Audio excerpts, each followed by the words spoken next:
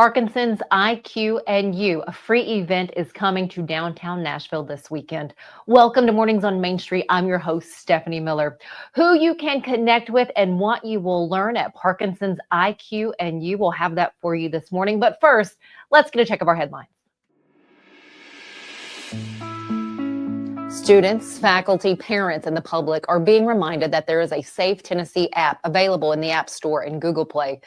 The Safe TN app is a quick and easy-to-use anonymous reporting system where reports are assessed by the Threat Assessment Center 24 hours a day, 7 days a week. Tennesseans can now also submit threats to the Threat Assessment Center by phone, email, or by filling out the online form on the Department of Safety and Homeland Security's website.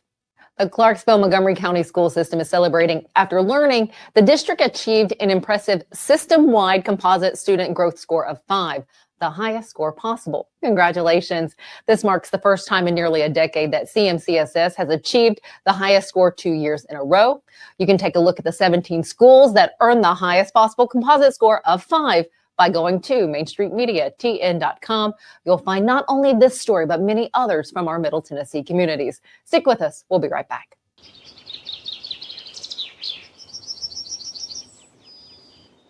He shoots and he scores!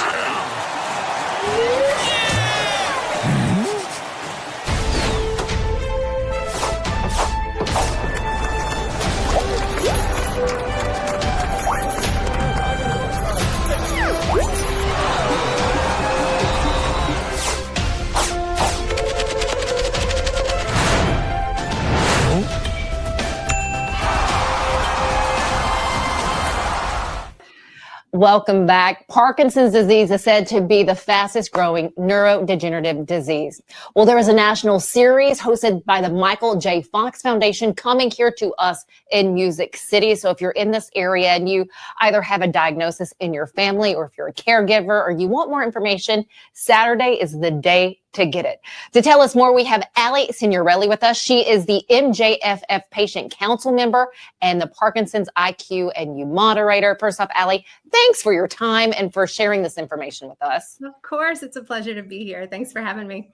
You are welcome. How long have you been a member with the Michael J. Fox Foundation? I was diagnosed with young onset Parkinson's in 2022, late 2022. I had had symptoms for about 4 years at that point. And I think I reached out to the Michael J. Fox Foundation about a week after I was diagnosed. I really wanted to get involved and start putting some action into my life after being diagnosed. So it's been about 3 years, but I think they're fantastic. And it's been a true lifeline for me. How is your diagnosis going? How are you working through that now? Good. You know, it's shocking for sure. I don't think most people in their 40s expect to get a disease like Parkinson's. I actually was a brain health fundraiser. I was working in the Alzheimer's space, ironically, before I was diagnosed. Didn't know a tremendous about this disease. I, like most people, thought it affected mostly an older demographic and men in particular. But I've learned a lot about how to live well. And that means, exercise and good nutrition and all the right things. And then staying active with organizations like this. And for this Parkinson's IQ and You, you'll have panels, you'll have vendors, you'll have different speakers out that day. Before we jump into that, what were some of the symptoms that you were seeing that had you reaching out to your primary care provider? Sure. Good question. I started with a very small muscle twitch in my right ankle. Like most busy moms, I sort of ignored it for a bit of time. But then it kind of never went away and became more of a tremor, sort of moved up my right side. Over the course of 4 years, I had a bunch of tests, all which came back normal, all clear. Until it became such a significant tremor that I was having trouble doing sort of daily tasks. And then that was coupled with sort of more severe symptoms, which led the neurologist I was seeing at the time to send me to see a movement disorder specialist, which is a Parkinson's expert who diagnosed me in 2022. So, yeah. How long has this been going on? Do you hit different cities? And then what can we expect as event goers then on Saturday? Sure. Yes, it's been going on for quite a while, and we go to 4 to 5 cities a year. I'm so excited to be going to Nashville this weekend. And guests can expect a really informative, fun, uplifting day. We start at 9 a.m. with a partner expo that will include some of our national partners at the foundation, but also local representation from the Nashville area. So you'll really get to know local providers one-on-one. And then we'll move into some panel discussions, the first of which is how to build a care team, which is vitally important, which doctors you should have, which other providers, physical therapists, occupational therapists. We'll have a panel on the latest findings in research and science, which is always fascinating to me. And then we close out the day with my favorite panel, which is made up of patients and care partners who are doing really inspiring things to engage the guests in the room to be inspired. So what's, I guess, the most commonly asked question or that you get or that you hear from these events? I think people come sort of hesitantly. A lot of people living with the disease, I find, are often dragged. I think that's not probably the right word, but encouraged to come by their spouses. And they think it's going to be sort of depressing. Or, when I first heard about it, I thought, oh, I don't know if that's right for me. I don't know if there'll be any other young people there. And now when they leave, they are just buoyed by the experience. They are, they find hope, they find inspiration, they hear what's happening by this foundation and others towards finding a cure. And so you leave with sort of this well-rounded experience that's hopeful. It's not at all depressing. It's a really great day.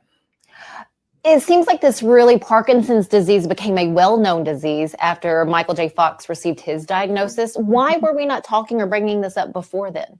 Yeah, Parkinson's is the fastest growing neurological disease. I think most people have an image of what Parkinson's is as something that is a disease, an inevitable part of aging that only affects an older and especially male demographic. I think the social media platforms have provided an opportunity for more people like me and others to come forward and say, we are what Parkinson's looks like. I was in my 40s. There's lots and lots of us that are younger and younger getting this disease that are choosing to put ourselves out there. So I think we're trying very hard to change the image of what Parkinson's looks like in most people's minds.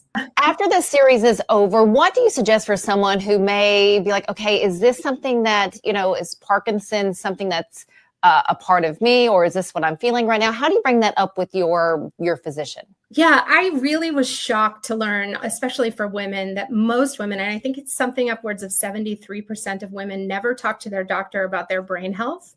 Mm-hmm. And that's a huge issue because in our lifetime, especially because women live longer, generally speaking than men, we are said to be able to face a neurodegenerative disease somewhere in the 1 to 3. One in 3 of us will. That may not be Parkinson's, that might be a different neurodegenerative disease, but it's super important to talk to your doctor about preventative measures you can take to avoid a disease like this. There are things you can do: exercise, nutrition, good sleep hygiene, all kinds of different things you can do. So I like to say, ask your doctor for a checkup from the neck up. It's something, especially as women, we do so well for ourselves in other areas, but really don't talk about our brains, and we need to. So, Allie, thank you so very much for all of this information, for sharing Parkinson's IQ and you coming to us here in Nashville on Saturday at the Omni Hotel. Is there any final thoughts from you or any encouraging words you can offer to others? Just come. It's a great time. I'll be there. Come up to the stage afterwards and say hi and learn so much about us. And if you can't join us, there's plenty of resources available on the Michael J. Fox website. Lots of different ways that you can engage in advocacy, in research. So if you aren't able to join us on Saturday, check out the website. You'll learn so much more there. Thank you so much, Allie Signorelli. We appreciate your time and look forward to meeting you in person on Saturday. Great. Stick with us. We'll be right back. Being in Tennessee, we wanted to try to keep it as local as possible, so we have an entire section of our menu that is just dedicated to local whiskeys like Uncle Nearest, Jack Daniels, of course, George Dickel, Nelson Brothers, Greenbrier whiskey, and all of our taps are all local. From 2 o'clock until midnight, we've got food every day for you guys. A good handful of appetizers, some entrees, and a couple salads and things like that. My name is Ethan Kanata. Please come down and see us at the Pick Lobby Bar here at the Omni in Nashville. Busy bee, yeah, busy bee. If you need Hold on, y'all, hold on. I need to make a call.